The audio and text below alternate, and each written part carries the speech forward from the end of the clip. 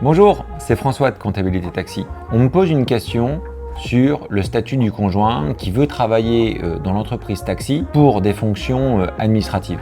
Et je pense particulièrement aux personnes qui font beaucoup de sécurité sociale et pour lesquelles il y a quand même un temps non négligeable à faire la facturation. Et on me demande aujourd'hui quel est le statut que je recommande, conjoint collaborateur, salarié, etc.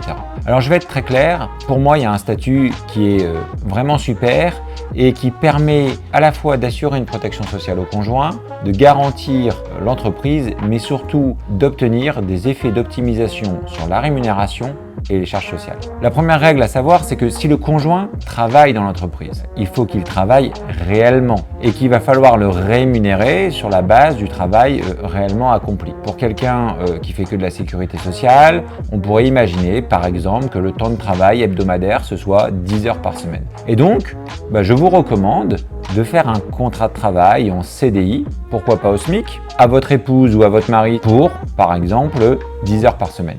Ce temps de travail, on va le rémunérer au SMIC. Pourquoi? Parce que au SMIC, on va bénéficier au maximum des exonérations sur les bas salaires et donc au final, le coût pour l'entreprise ce sera à peu près similaire à celui d'une rémunération pour un travailleur non salarié puisque vous allez avoir un coût de charge salariale patronale autour de 40%.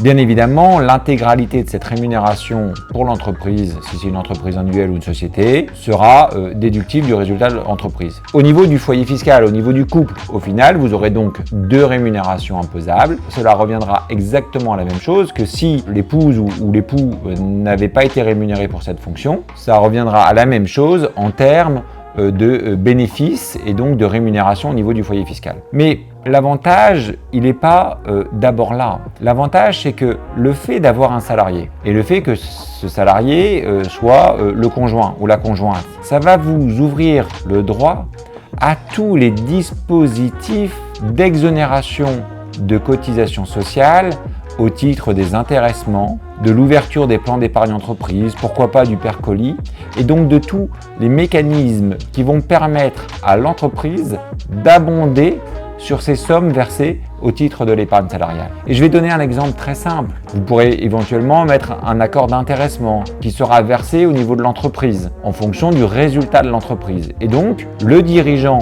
et le salarié vont pouvoir bénéficier d'un intéressement sur le bénéfice de l'entité. Mais il y a un mécanisme encore plus intéressant, c'est celui de l'abondement. Si vous faites au niveau individuel des versements volontaires, vous allez pouvoir, au niveau de l'entreprise, abonder sur ces versements volontaires jusque dans une limite de 300% du montant du versement volontaire et dans des plafonds d'exonération. Donc ça peut être 8% ou 16% du PAS, donc c'est le plafond annuel de la sécurité sociale. Et l'ensemble de ces versements que vous allez effectuer seront non imposables s'ils sont placés dans le plan d'épargne entreprise qui sera ouvert, donc pas d'impôt sur le revenu, et exonérés de cotisations sociales et même de forfait social pour les entreprises de moins de 250 salariés. Ça veut dire quoi? Ça veut dire que vous n'aurez que la CSG-CRDS à payer, donc 9,7% sur l'abondement que vous allez verser. Si l'entreprise donc abonde à hauteur de 1 000 €, vous allez avoir 1 000 € déductibles au niveau de l'entreprise et vous n'aurez que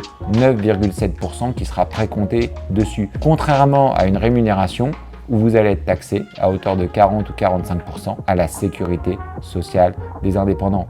Donc aujourd'hui, quand on se pose la question de rémunérer ou pas son conjoint, il ne faut pas se poser la question, il faut le rémunérer sur la base du temps réel travaillé. Et cette rémunération, si elle est basée sur un SMIC, elle ne coûtera pas plus cher qu'une rémunération pour le dirigeant de l'entreprise. Donc au niveau du foyer fiscal, même résultat, même bénéfice, même niveau de vie, mais vous venez de vous ouvrir le droit à tous les dispositifs qui ne sont ouverts qu'aux salariés, c'est-à-dire aux personnes titulaires d'un contrat de travail. Et donc quand il s'agit de votre épouse ou de votre époux, je crois que c'est extrêmement intéressant. Si vous voulez en savoir plus, n'hésitez pas à me le dire en commentaire, on fera une autre vidéo là-dessus. À bientôt!